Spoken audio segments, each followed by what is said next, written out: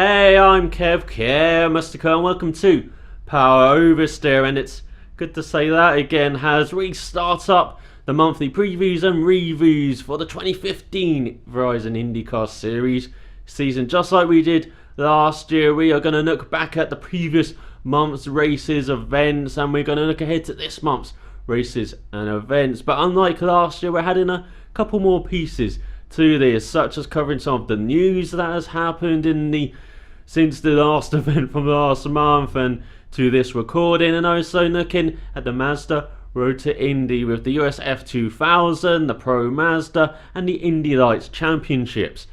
But firstly, in these programs, we look back at last month's event, and it was the season opener around the streets of Florida, and it was a very interesting and eventful Grand Prix of St. Petersburg.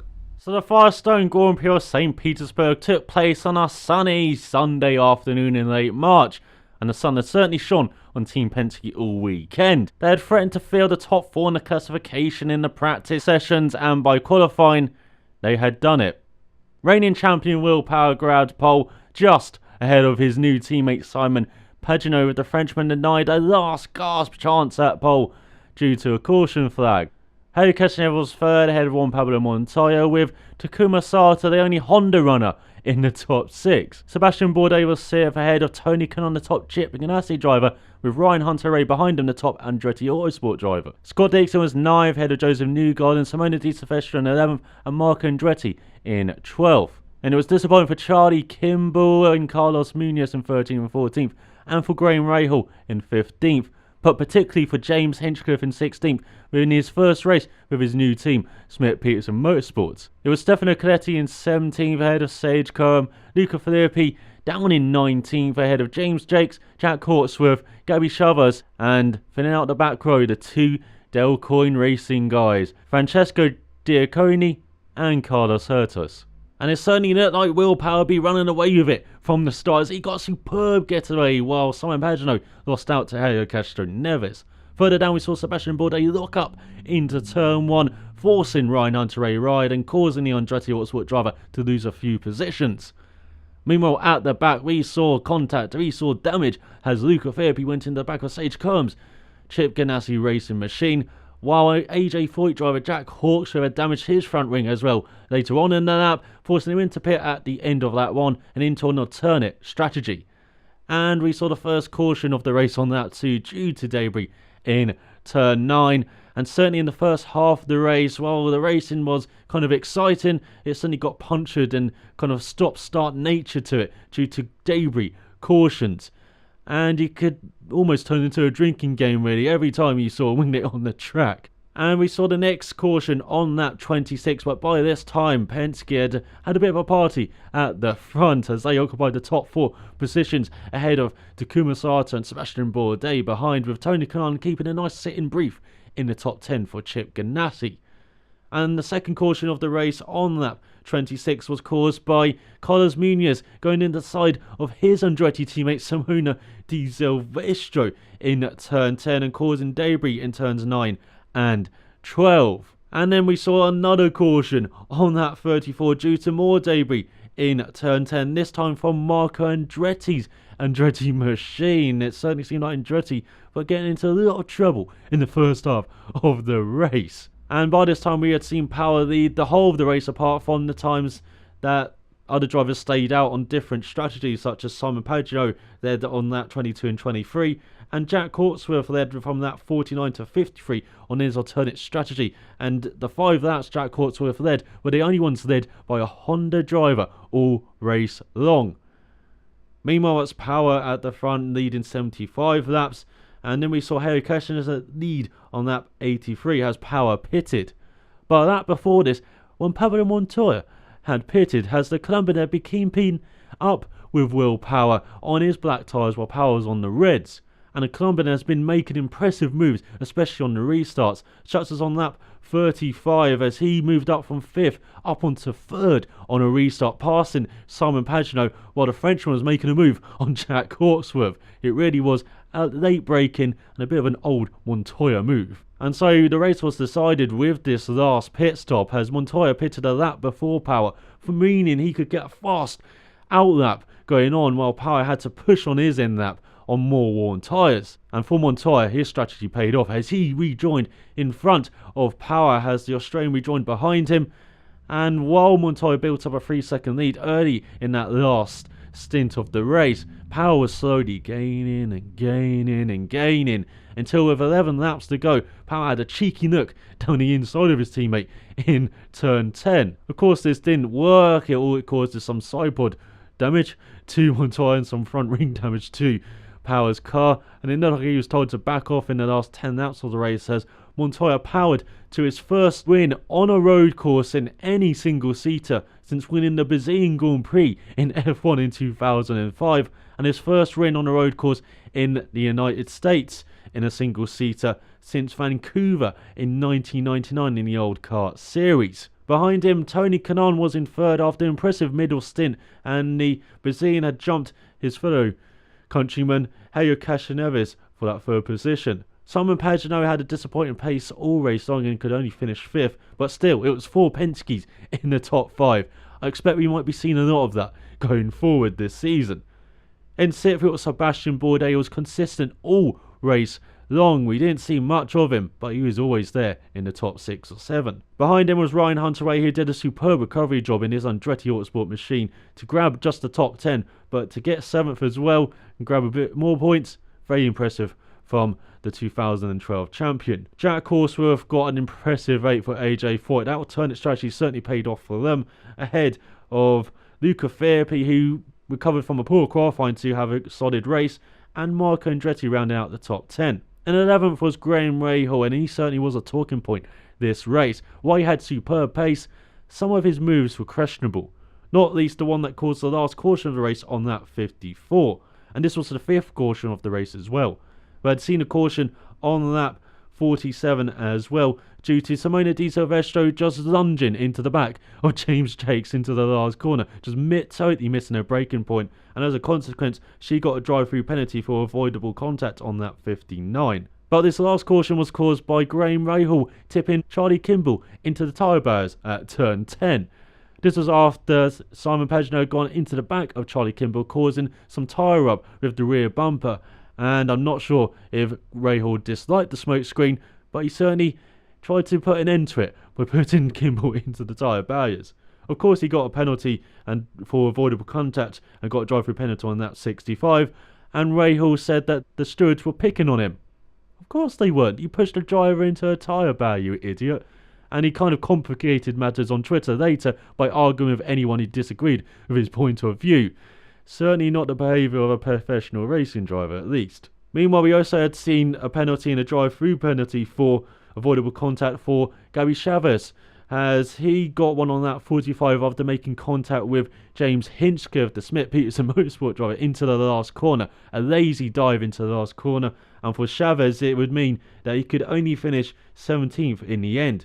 Just one place behind Hinchcliffe, who had a very disappointing debut for his Smith Peterson Motorsports team. Meanwhile, behind Graham Rahal in the standings was Joseph Newgarden in 12th, Takuma Sato in 13th. He had dropped back due to damage and just never really recovered his pace. Carlos Munoz in 14th, Scott Dixon in 15th, who suffered from air jack problems in the race, so that caused severe delays on his pit stops. And behind Chavez in 18th was Di Silvestro, ahead of Sage Karam in 19th, Stefano Coletti in 20th, who was running strong in the first half of the race but just dropped back. Charlie Kimball was 21st, James Jakes 22nd, 10 laps down, and in 23rd was Francesco Diaconi, who retired due to a mechanical issue on lap 70, and Carlos Hertas, who retired due to a mechanical issue on lap 19. Been given a terrible weekend to Delcoin, but unfortunately it seems like they're going to have to get used to that this season, as Hertas retired due to not turning right properly, maybe an issue of the steering column there. So in the end in St. Pete, it was an eventful race. It was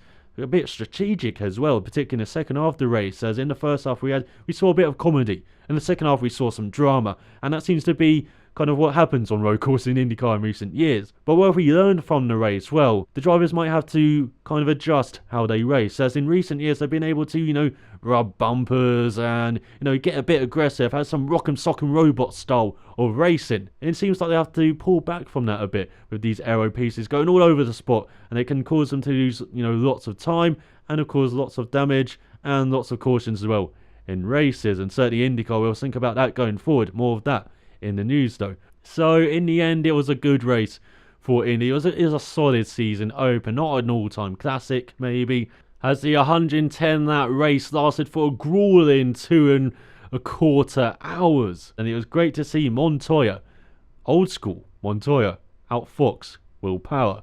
Well, we see more of that going forward, as I expected a tight fight between Will Power and Simon Pagenaud. Maybe Montoya can get into that, maybe Castro Neves, but certainly the main thing we have learned from this weekend, is expect a Penske party at almost every race weekend.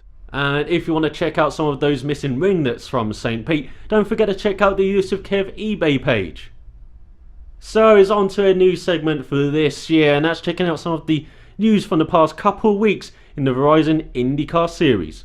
The big news on the driver front this week is that J.R. Hildebrand, the 27-year-old American who drove for Icon to Racing in last year's Indy 500, well, he's going to be back with the team, or the merged Compter Fisher-Hartman Racing team, at the Indy 500 this year, and he's only going to be driving the Grand Prix of Indianapolis for the first time, so getting that fuller month of May experience. The 2009 Indy Lights champions found it hard to find a full-time ride in the IndyCar Series since crashing out early in the 2013 Indy 500, which led to his dismissal by Panther Racing. And it's going to be interesting to see how he handles a road course event, as this is his first one in almost 2 years since driving for Barracuda Racing at the 2013 GoPro Grand Prix of Sonoma. And I certainly hope he does well again in the Indy 500, as last year he qualified 9th and finished 10th in the race, and he's certainly an interesting guy to follow. Maybe this could lead to more rides, maybe not, because as we all know, he infamously lost that 2011 Indy 500, and for some reason his career has never picked up since. And around the St. Pete weekend, there was another driver confirmed for the Grand Prix of Indianapolis and the Indy 500. Justin Wilson, the popular Englishman, and a bit of a travesty that he hasn't got a full-time seat. Well, he's going to get a great seat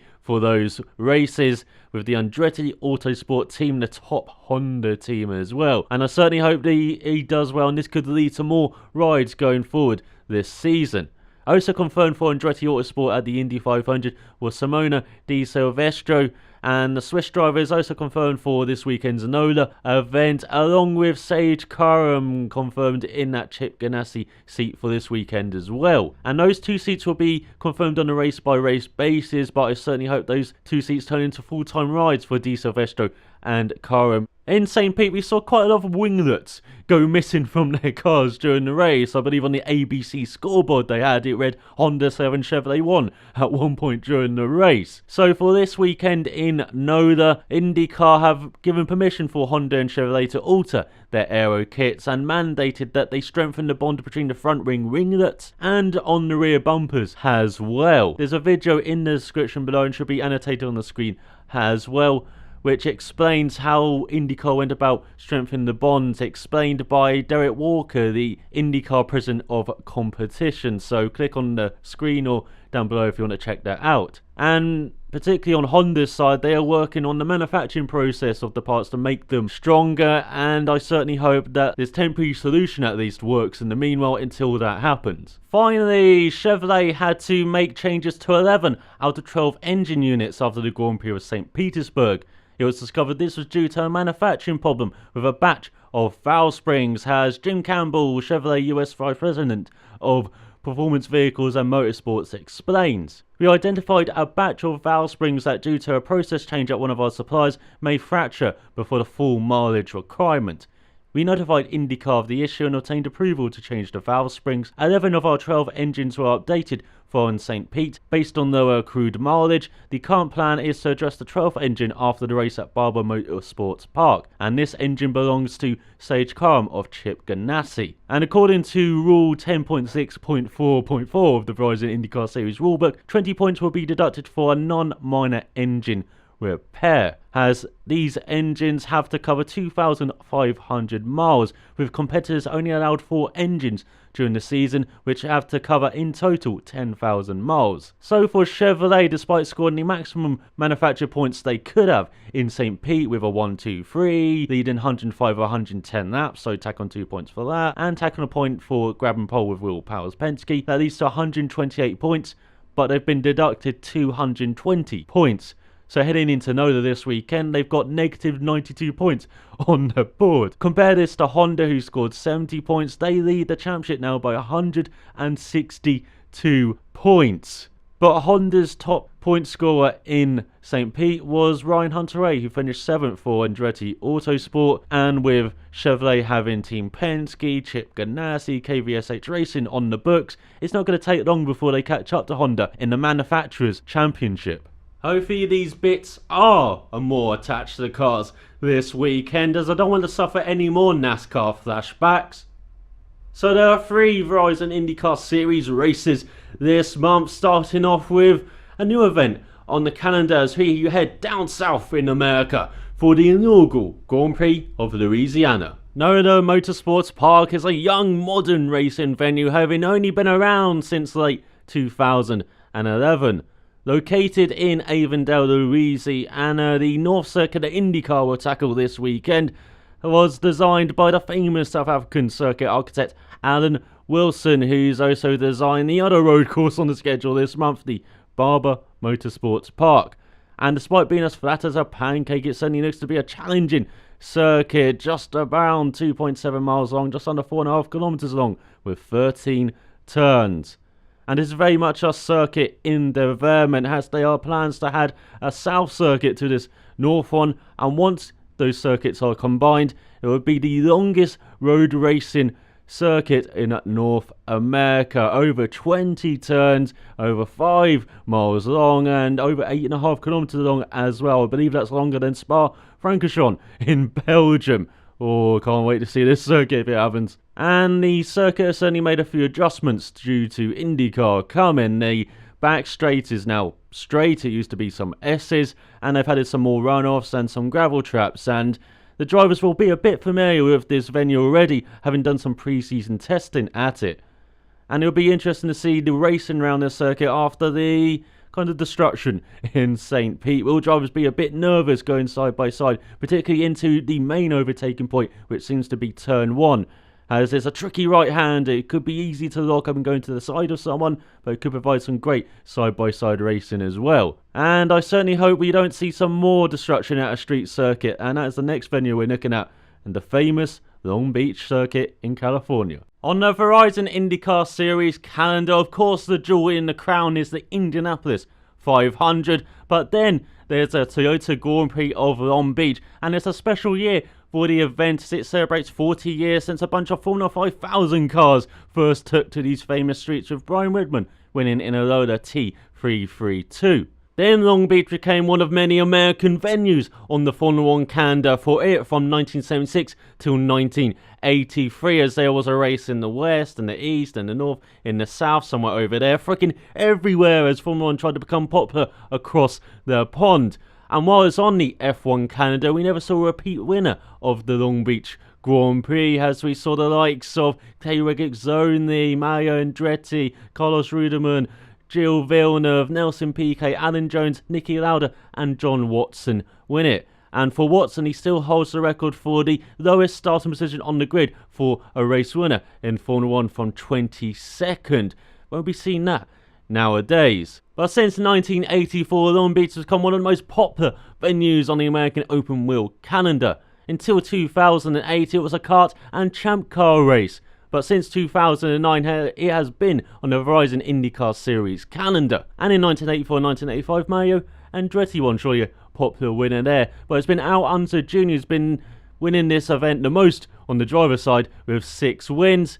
And on the team side, it's the Dirty Mist Newman Haas team, which has won it the most with 6 wins as well. And in 2008, Will Power won the last ever champ car race round here. But since 2009, we have seen Dario Franchitti, Ryan Hunter-Reay, Mike Conway, Will Power, Takuma Sato, and then Conway again last year win it. And for Conway and Sato in 2011 and 2013, those were their first wins in the Verizon IndyCar Series. But last year's race, well, it was a cracker, as we saw Ryan Hunter-Reay, James Hinchcliffe, Sebastian Bourdais, Joseph Newgarden and Jack Hawksworth start in the top 5. But then in the race, it was Ryan Hunter-Reay, James Hinchcliffe and Joseph Newgarden fighting for the win.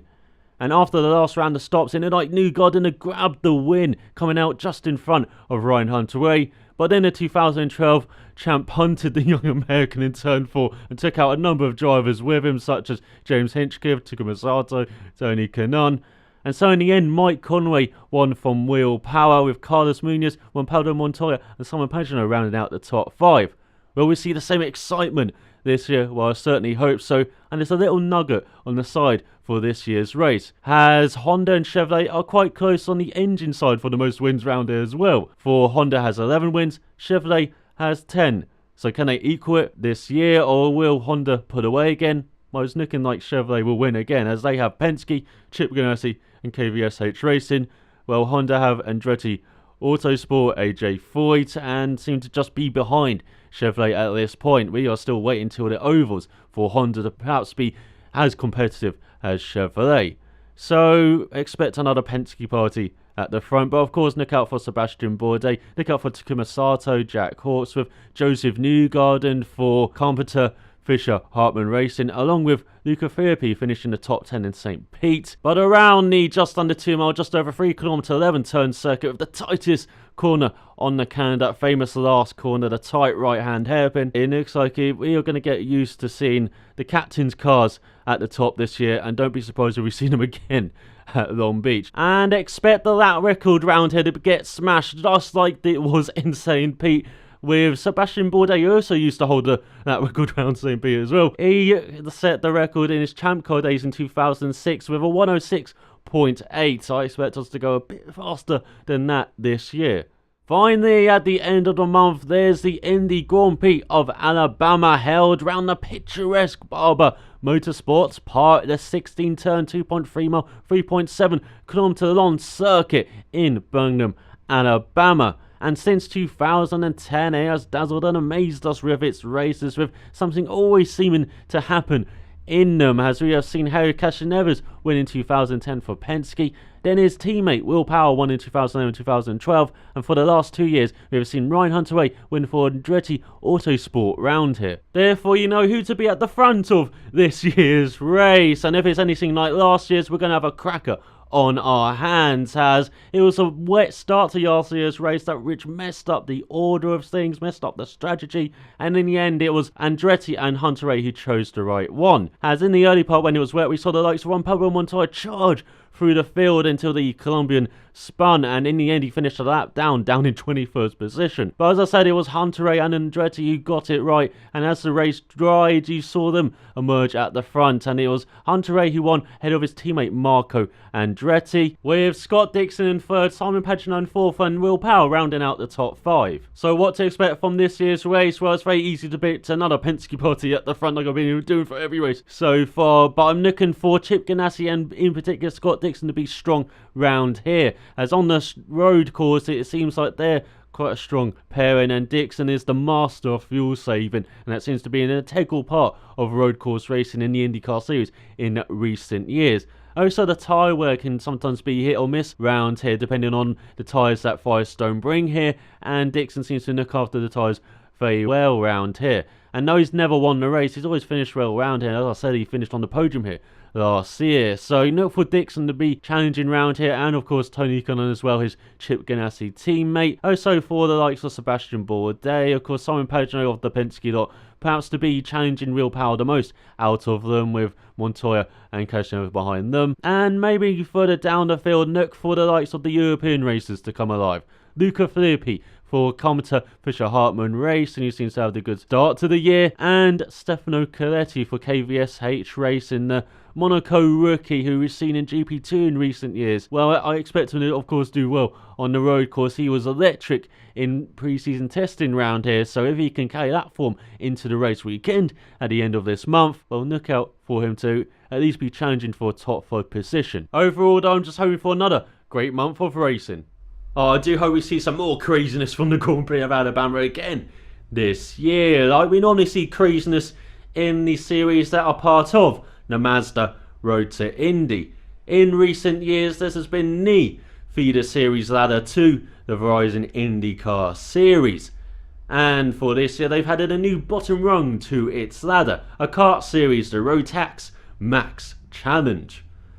But in recent years, it's normally comprised of 3 single-seater series, starting off with the US F2000 Championship, then up to the Pro Mazda Championship, and then up to the Premier Feeder Series, to the Verizon IndyCar Series, the Indy Lights Championship. And what an exciting new dawn for the championship this year, with a few exciting changes of a new car, new teams, new drivers.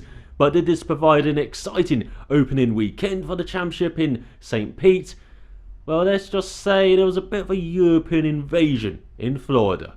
Oh, the Indy Lights are a whole different animal compared to last year with its new car, the IL15. It has a Mazda MX-R engine in the back, built in conjunction with advanced engine research. It is a 2-litre 4-cylinder turbocharged unit which produces 450 brake horsepower with an additional 50 brake horsepower for the push-to-pass system.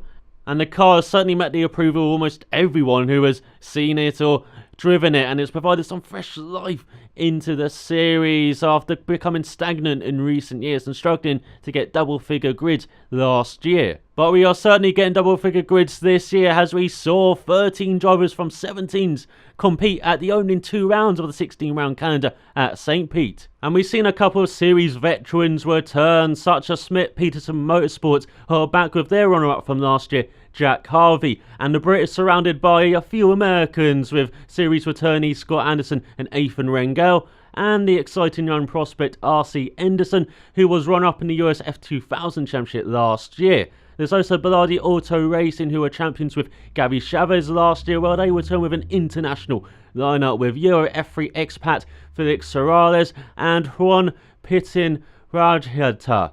I apologise for not being able to say his name correctly. And there's of course Andretti Autosport, who are back with Matthew Brabham and Pro Mazda graduate Shelby Blackstock, who's had a long association with the team right up from US F2000. But there's also a couple of new teams to the championship, and a returning one in Juncus Racing, who were last in the championship back in 2012, while they won the Pro Mazda Championship last year and are graduating with a couple of their drivers from last year in Pro Mazda champion Spencer Pignott and Cole Kaiser. But there's also 8-Star Motorsports, who are more known for the endurance team in the Chuja United Sports Car Championship, while having a go at single-seater racing with Scott Hargrove, who was the runner-up in Pro Mazda Championship last year.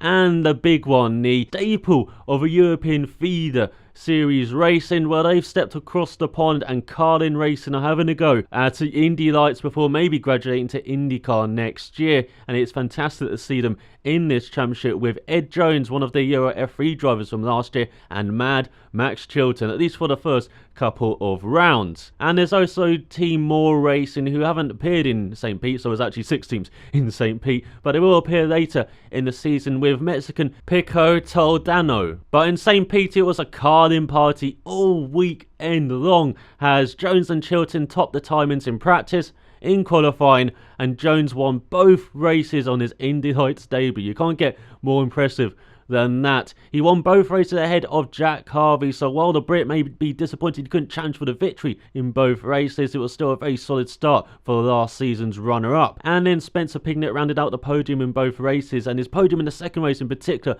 was impressive, as he had intense pressure from Max Chilton all race long, and the young American did not buckle at all. In the first race, Scott Hargrove was 4th and then 6th in the second race, with Cole Kaiser rounding out the top 5 in both races. That means Max Chilton is 6th in the championship heading to Long Beach, as he just struggled with the rolling starts, it seems. He dropped a couple of positions in both races with them. In the second race, it meant he dropped to 4th and could not find a way past Pignott all race long. Well, in the first race, it was even worse. He dropped down further down the field and trying to make a move past Felix Soraya in the first corner. Well, he messed up, and in the second corner, he just went over the curb into Soraya and ended both of their races. And in the second half of the standings, we see 1 in 7th, Scott Anderson in 8th, Matthew Brabham in 9th. He just struggled with the car in the first race, but seemed happy with it in the second. Ethan Rengel in 10th, Felix Soraya in 11th, Shelby Blackstock in 12th, and R.C. Henderson rounds out the standings in 13th. Admittedly, one of the greatest pair of races to kick off the season, with particularly in the second race we didn't see much of a take-in or battling, but it's just fantastic to see the IL15 car out there and being driven in anger for the first time in a competitive environment. And hopefully as the season progresses, we see more entrants in the series and see more more battling and overtaking from the drivers, as perhaps they were a bit cautious in this first race, not wanting, to damage the car, and of course with the spare parts and the cost of those spare parts being a bit of an issue for the teams and series. On the Pro Mazda Championship, their weekend was overshadowed by an incident in the opening Friday free practice when JDC Motorsports' Michael Johnson crashed heavily into the turn 3 wall and was taken to hospital. And from the last update that I could find on the paralysed racer's condition from over a week ago, it seems like he fractured his hip and pelvis, and of course we're wishing him a speedy recovery. So for both the races, it was Neil Alberico who took pole, and he duly won both of them as well, as in the first race he won ahead of Uruguayan Santiago Lula and Florian Latour, who's the reigning US F2000 champion. Federico O'Ward was 4th ahead of Jose Gonzalez. In the second race, it was Gonzalez who was the runner-up ahead of Daniel Burkett, Lula Atala, and Carl Connery rounded out the top 5. So it's Cam Motorsports with Wayne Taylor Racing's Alberico leads the championship on 64 points, 20 ahead of Team Pelfrey's Santiago Lula Atala. He's just a point ahead of Mexican Jose Gonzalez of John Kuss Racing, with Alberico's teammate Canadian Daniel Burkett in 4th. He's just a point ahead of American Carl Connery of JDC Motorsports, and he's equal on points with Andretti Autosport's Dalton Kellett. Finally, there's US F2000 National Championship, and it continued a strange pattern in the Mazda Road to Indy at St. Pete, where in both races it seemed the podium finishes were the same, as Jake Edison grabbed pole for the first race and duly won both races ahead of Cam Motorsports with Wayne Taylor Racing pair Aaron Teliz and Nico Jamin. In 4th in both races was Aussie Anthony Martin, and he beat out his fellow countryman Jordan Lloyd in the second race, while in the first race it was China's Lo Feng Lao who finished 5th. So it's Pabs Racing Services Anderson who leads the championship on 64 points, 13 ahead of Tellez and 20 ahead of Jamin. Then it's the Wayne Cummins Keys Racing pair of Martin and Lloyd, who have 38 and 30 points respectively. And then it's Edison's teammate Lau, who's in 6th in the championship with 24 points. So it was a busy season opening weekend for the Mazda Road to Indy, and we will next see the Pro Mazda and US F2000 championships at NOLA Motorsports Park, while the Indy Lights championship will next appear